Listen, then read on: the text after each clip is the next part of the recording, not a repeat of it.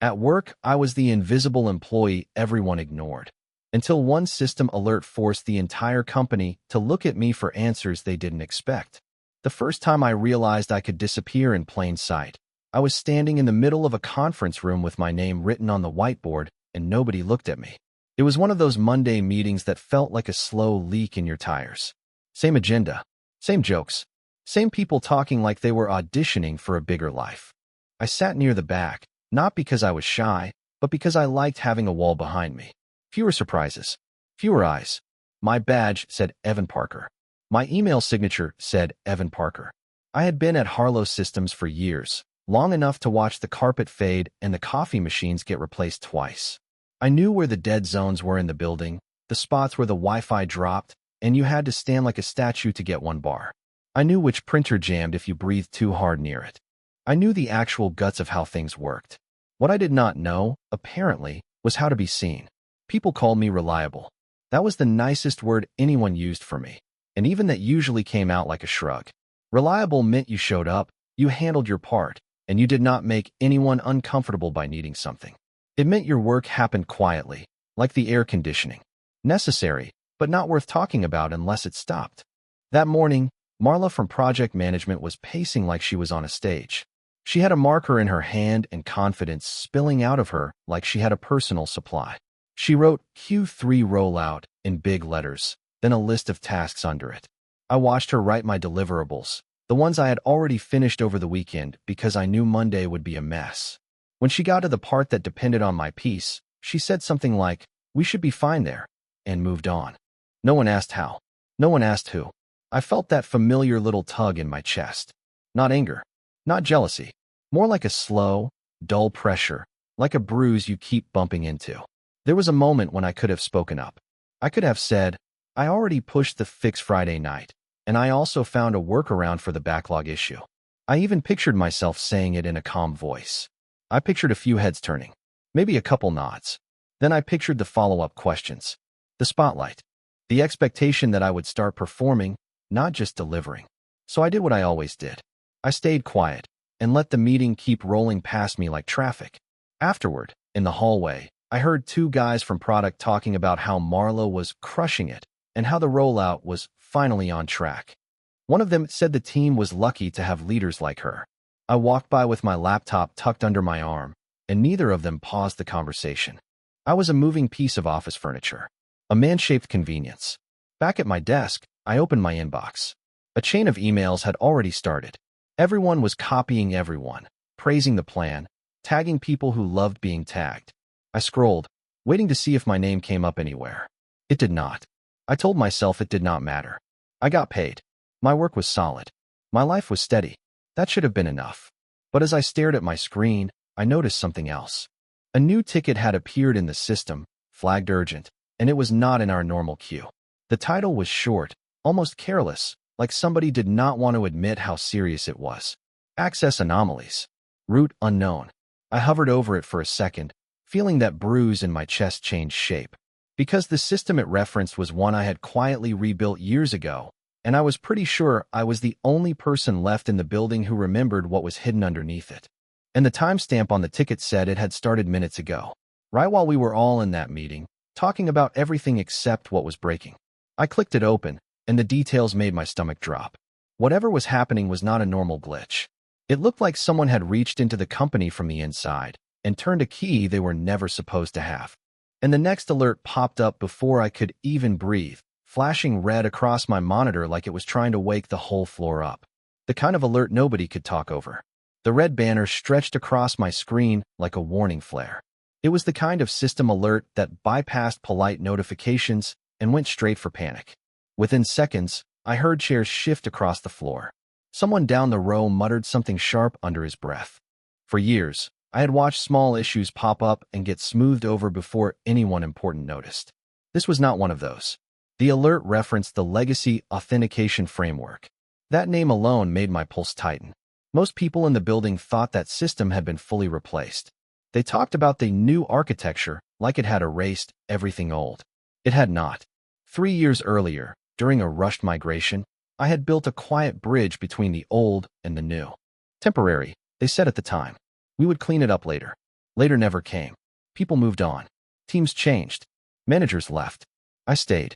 Now the logs streaming down my monitor showed repeated privilege escalations from internal credentials. Not random. Not sloppy. Precise. Across the room, I heard Marla's voice shift from confident to clipped.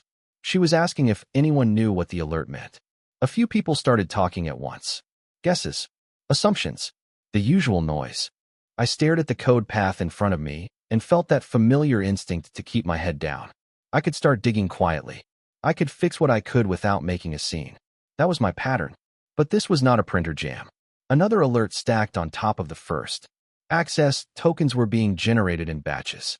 Whoever was triggering it knew exactly where the bridge still existed between systems. No one else even knew there was a bridge. I stood up before I realized I had made the decision. Not dramatically.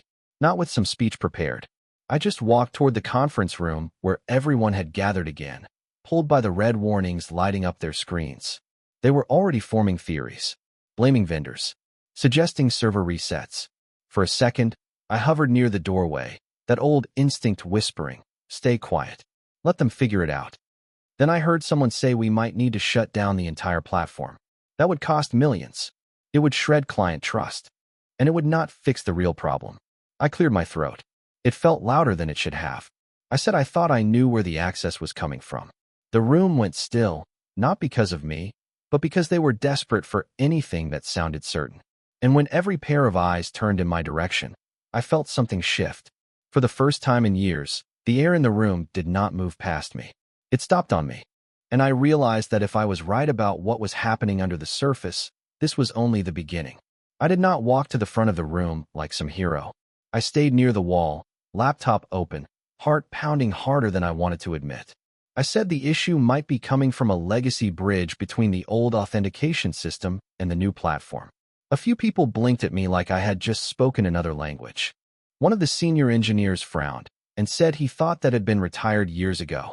That was the twist. It had not. I explained, carefully, that during the migration there had been compatibility issues with a handful of enterprise clients. We had built a temporary connector to keep them running while the new system stabilized. It was supposed to be removed once full parity was reached. Parity was never fully reached. The logs on my screen showed that the connector was still active. Worse, it was being used in a way that bypassed the newer monitoring layers. Whoever had figured it out understood its blind spots. Marla asked if I was certain. Her voice was steady again, but this time it carried something else. Not dismissal, not impatience. It sounded like hope. I nodded. I rotated my laptop so the room could see the stream of access tokens populating in real time. I pointed to the exact function call that was generating them. I explained how the bridge validated credentials differently, how it trusted internal flags that the new system did not. Silence settled in. Not the usual meeting silence where people wait for their turn to talk. This was different. This was listening. One of the directors asked how many people knew about the bridge. I hesitated, then said I believed I was the only one still at the company who had worked directly on it. That landed heavy. Another alert chimed. Then another. The rate was increasing. Someone suggested shutting the entire authentication cluster down. I shook my head. If we did that without isolating the bridge, the attacker could pivot elsewhere. The connector had deeper access than they realized. I felt strange saying all this out loud. For years, this knowledge had lived quietly in my head, like spare keys in a drawer no one opened. Now it was the most valuable thing in the building. Marla asked what I needed. No one had asked me that in a long time. I told them I needed temporary elevated access across both systems and a small team to help trace internal credential usage. I kept my tone even, like this was just another task. Inside, though, something was waking up. Because as I scanned the logs more closely, I saw something that did not match an outside intrusion. The credentials triggering the escalation belonged to someone currently employed, someone with a badge. And that meant the problem was not just technical. It was personal. When I filtered the credential logs by user ID, I expected to see something generic. A shared service account. A forgotten automation script. Something faceless. Instead, I saw a real name. Daniel Reyes. He worked 2 rows over from me in infrastructure. Quiet guy. Kept his headphones on most days. He had been with the company almost as long as I had. Not loud. Not flashy. Not one of the people who dominated meetings. My stomach tightened in a way that had nothing to do with code. I showed the screen to the room without adding commentary. I did not need to. The name was clear. A few heads turned toward the glass wall that overlooked the main floor, like they expected to see Daniel standing there already. He was not. His desk was empty. Someone asked if it could be credential theft. That would have been easier. Cleaner. I said it was possible, but the pattern suggested intentional use. The requests were structured, spaced in controlled intervals. Not frantic. Not random. They were careful. Marla stepped aside and started making calls. The director leaned in closer to my laptop and asked if I could contain it without shutting everything down. I said yes, but it would require temporarily severing the bridge I built years ago. That connector fed 3 enterprise clients. If I pulled it abruptly, their systems would experience interruptions. Not catastrophic, but noticeable. The director hesitated. Revenue calculations were probably running through his head. Another alert fired. That made the decision. I requested elevated privileges, and for once, no one questioned it. Access was granted within minutes. The system that had quietly defined my work for years now opened fully in front of me, like it had been waiting. As I prepared to isolate the connector, something else caught my eye in the logs. A secondary pattern. A mirrored access attempt from a different internal account, one that had higher clearance than Daniel's. That was the second twist. Daniel's credentials were being used, yes, but they were not the highest authority in play. Someone else was pulling strings behind him. I felt the room's attention on me again, heavier now. They were waiting for instructions, for clarity. For me. For years, I had blended into the background, content to fix things quietly and move on. Now the stability of the company rested on details I had once considered routine. As I typed the command to isolate the bridge, I realized something that unsettled me even more than the breach itself. If this went wrong, I would not be invisible anymore. And as the system processed the isolation request, a new notification appeared on my screen. It was not an alert. It was a direct message from Daniel, and it contained only 3 words. Do not do it. The 3 words sat on my screen like a hand gripping my wrist. Do not do it. For a second, I forgot there was a room full of people behind me. I forgot the red alerts stacking in the corner of my monitor. All I saw was Daniel's name and that message. I did not answer him. Instead, I asked one of the security analysts to confirm Daniel's badge activity. She moved fast, fingers flying. 30 seconds later, she said his badge had not been used to enter the building that morning. That made my skin go cold. If Daniel was not here, then either someone was inside using remote access under his credentials, or someone had helped him before today. Neither option felt small. Another message popped up from him before I could think too far ahead. It is not what you think. That line irritated me more than it should have. I had spent years thinking about systems, not people. Systems made sense. They followed rules. People hid things. I kept my eyes on the terminal and executed the isolation command.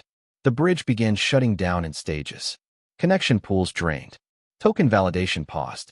The flood of unauthorized access slowed, then spiked one last time, like whoever was on the other side realized the door was closing. In the room, someone exhaled loudly. The alerts started spacing out instead of stacking. But that secondary account I noticed earlier was still active. I expanded the log trail. The higher clearance account belonged to someone in executive operations, a name that carried weight in meetings, a name that appeared on company-wide emails about vision and integrity. That was the third twist. Daniel's credentials were the entry point, but the elevated privileges were being chained through someone much higher up. I felt something heavy settle in my chest. This was no random breach. It was structured, deliberate. Marla asked quietly if the situation was stabilizing. I said yes, partially. The bridge was nearly sealed. But there was a deeper issue. I turned my laptop again so they could see the secondary account activity. I did not dramatize it. I just pointed to the sequence of escalations.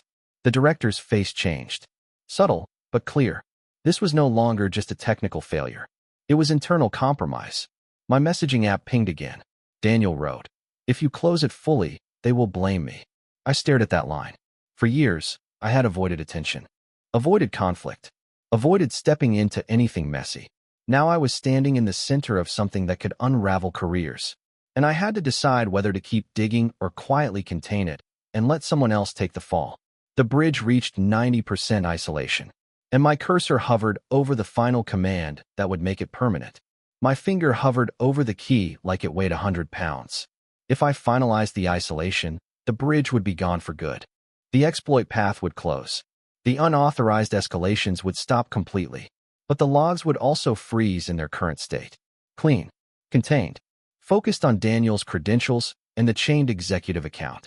And Daniel had just written, "If you close it fully, they will blame me." I felt the room waiting on me, even though no one spoke. The director was on his phone now, voice low. Marla stood near the table, arms crossed, eyes fixed on my screen. For years, I had stayed out of politics. I fixed what was broken and let louder people argue about credit. But this was not about credit. This was about truth. I opened a secondary logging console and began capturing a full trace before executing the final command. Packet level. Authentication handshake timestamps. Token generation origin points. I expanded the scope beyond the bridge to include executive routing servers. One of the engineers asked what I was doing. I said I wanted a complete forensic trail before the path disappeared. That was when the fourth twist surfaced. As the deeper logs populated, it became clear that Daniel's account had not initiated the first escalation. It had been activated after an executive override request from the higher clearance account. Daniel was not the starting point. He was the mask. The executive account had used Daniel's credentials to create noise, to create a fall guy. My jaw tightened. I had known Daniel for years. Not closely. We exchanged nods, occasional small talk about server loads or weekend errands. He was not reckless. He was not ambitious in a way that screamed sabotage. The alerts slowed to a crawl.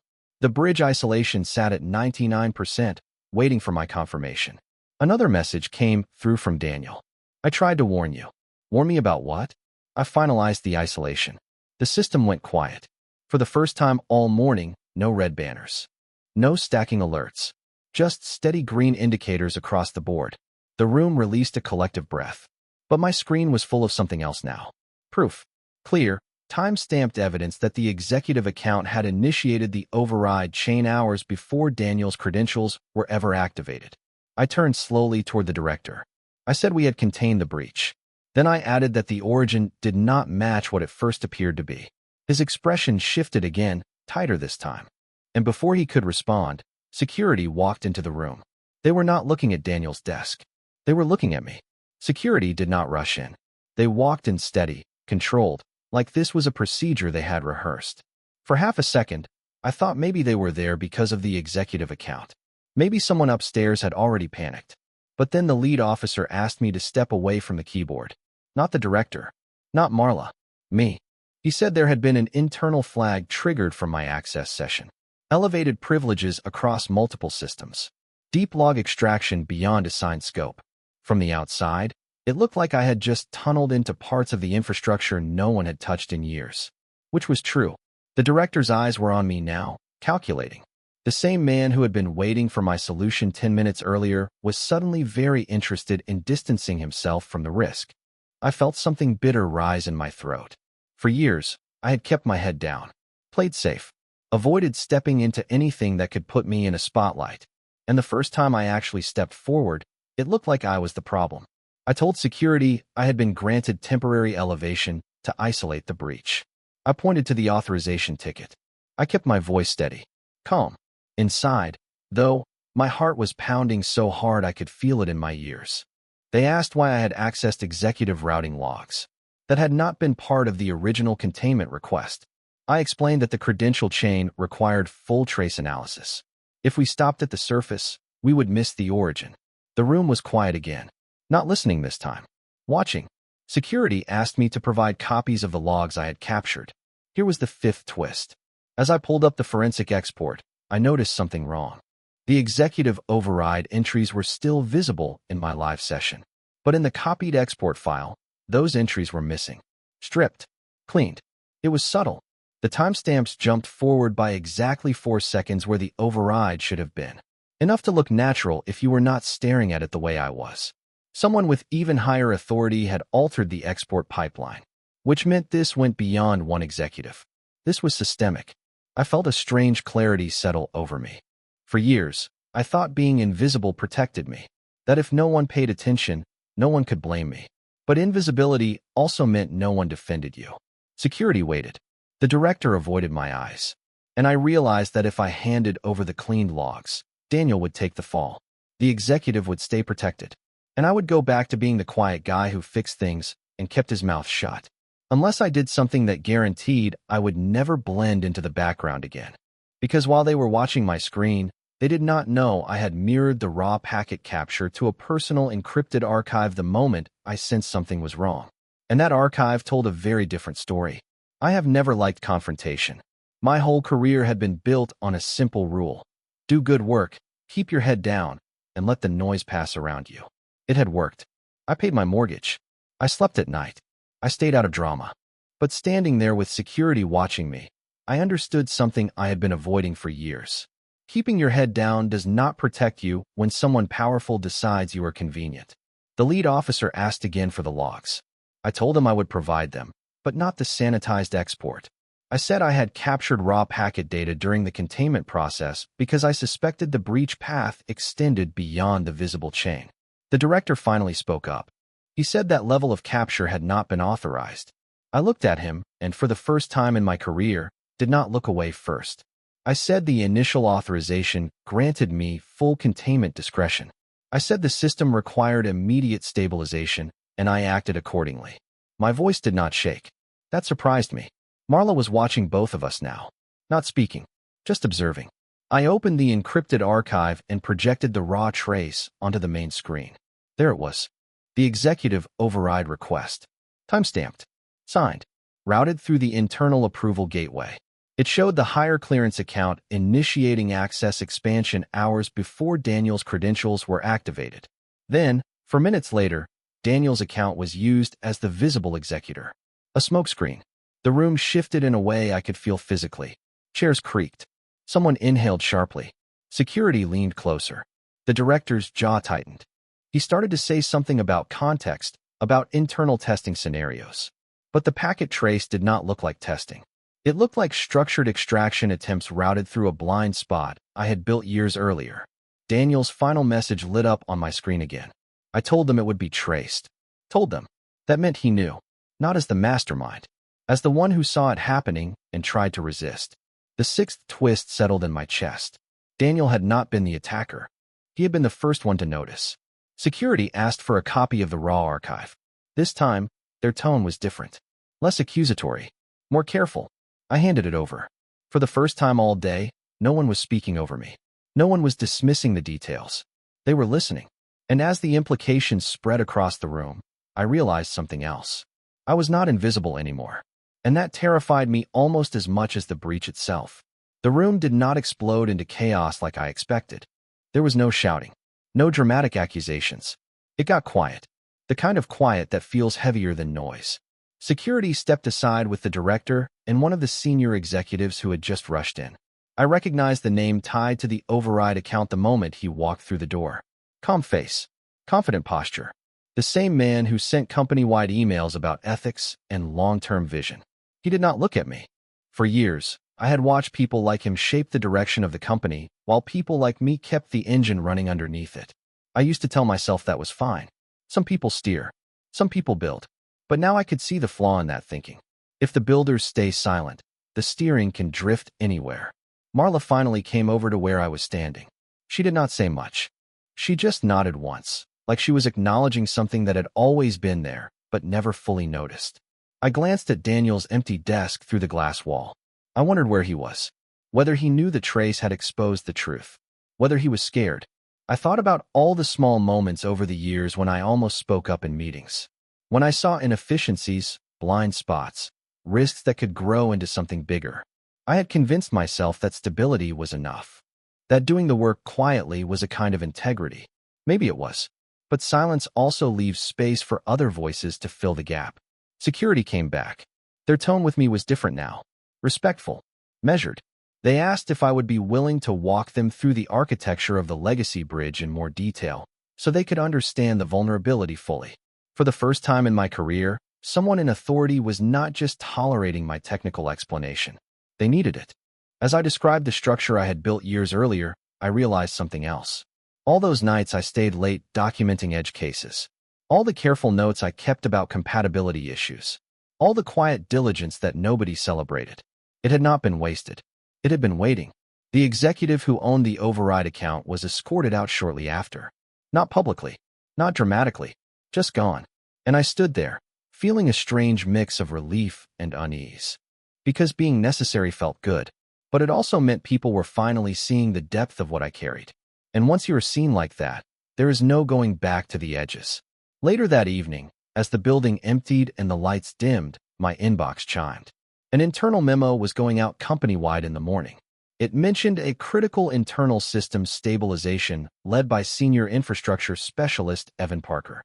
My name, not buried, not implied, written clearly. And I had no idea how that was going to change everything. I barely slept that night.